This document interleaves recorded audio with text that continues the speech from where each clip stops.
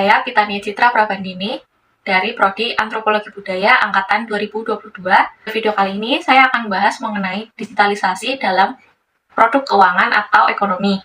Financial Technology atau Fintech merupakan gabungan antara jasa finansial atau jasa yang mengurusi serba-serbi keuangan, tetapi dalam bentuk teknologi atau aplikasi.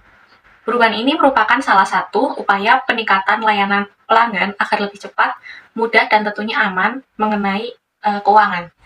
Menurut artikel dari situs Bank Indonesia, fintech muncul untuk mengimbangi kebutuhan masyarakat dalam melakukan berbagai transaksi keuangan serta mengikuti perkembangan zaman. Di zaman sekarang ini, digitalisasi lewat penggunaan teknologi digital di semua sektor adalah hal yang biasa. Keuntungan penggunaan fintech sangatlah luas, baik bagi konsumen, para pedagang atau pengusaha, bahkan negara, karena fintech mampu mendorong perputaran keuangan masyarakat. Lantas, apakah fintech sendiri sudah benar-benar dapat menjangkau masyarakat? Pada menit berikutnya, saya akan melakukan wawancara terhadap salah satu pelajar SMA mengenai pengetahuan terhadap financial technology. Halo, pada video kali ini saya berkesempatan untuk mewawancarai seorang pelajar dari Kota Magelang. Mungkin sebelumnya boleh perkenalan dulu. Nama saya Pitantri Sabita, umur 16 tahun. Oke, untuk sekarang, domisili dan pekerjaannya boleh diceritakan? Saya tinggal di Magelang, Jawa Tengah, dan bersekolah di SMA Negeri 5 Magelang. Oke, sebagai pelajar SMA, kamu tahu nggak mengenai fintech atau financial technology? Tahu sedikit. Oke, mungkin boleh dibeberkan aja. Kamu tahu financial technology itu kayak apa sih bentuknya? Financial technology itu, kalau sepengetahuan saya itu kayak teknologi yang bisa membantu finansial kita, membantu dalam jual beli. Lagi, pernah nggak dengar atau lihat iklan mengenai aplikasi keuangan? Pernah. Oke, boleh sebutin aplikasinya yang pernah kamu lihat atau mungkin kamu tahu? Aplikasinya itu kayak OVO, Dana, GoPay. Oke. Nah, untuk aplikasi-aplikasi keuangan itu, pernah nggak seenggaknya kamu pakai sekali? Pernah. Motivasi apa yang pertama kali mendorongmu buat pakai aplikasi-aplikasi ini setelah sebelumnya menggunakan finansial secara konvensional? Sebelumnya itu saya sering lihat di TV-TV atau di iklan-iklan internet itu banyak iklan-iklan kayak GoPay atau Dana. Terus saya juga dikasih tahu keluarga kalau itu tuh bisa mempermudah dalam pembelian gitu. Oke.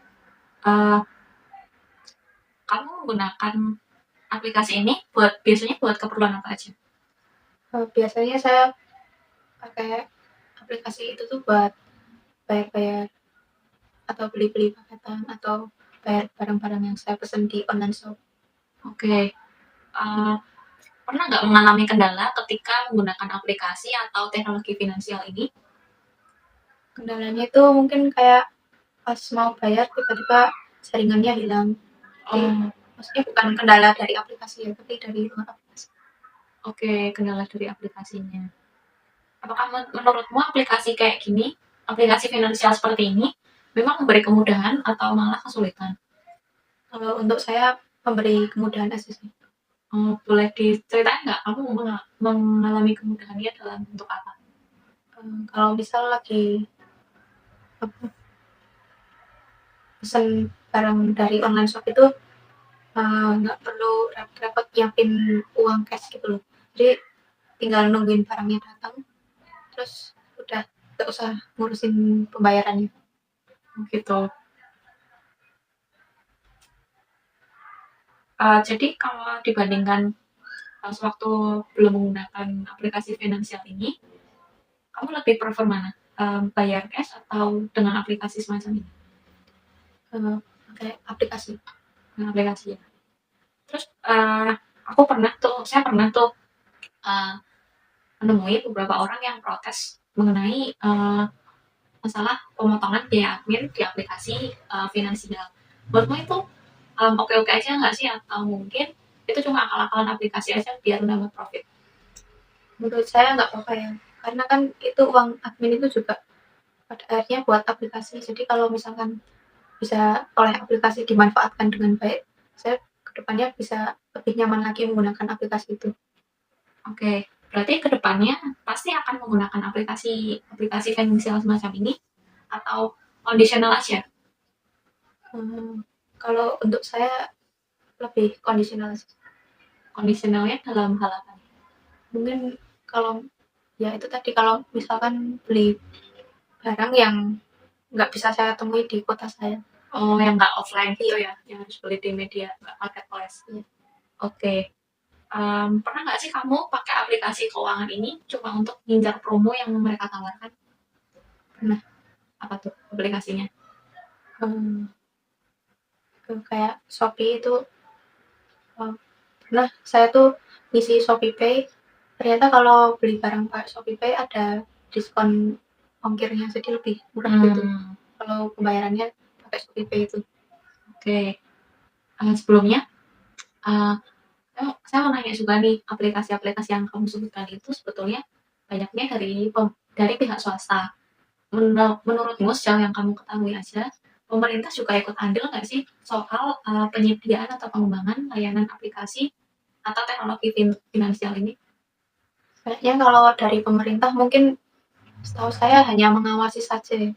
Pihak pengawasnya? Iya. Oh, oke.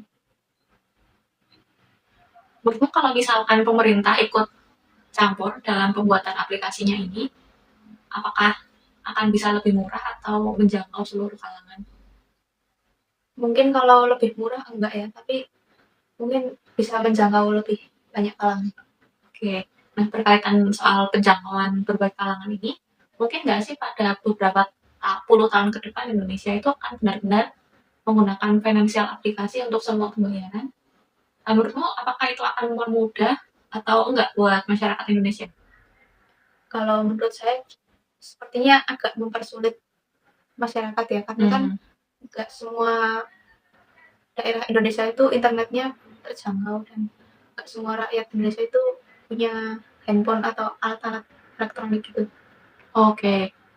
Jadi untuk saat ini Indonesia mungkin belum begitu pas untuk benar-benar beralih menggunakan teknologi finansial. Oke. Apakah kedepannya kamu akan terus menggunakan aplikasi finansial seperti ini? Iya. Oke. Tapi pasti ada dong keluhan yang kamu rasakan sebagai pengguna aplikasi finansial teknologi, mungkin bisa disampaikan atau diceritakan aja.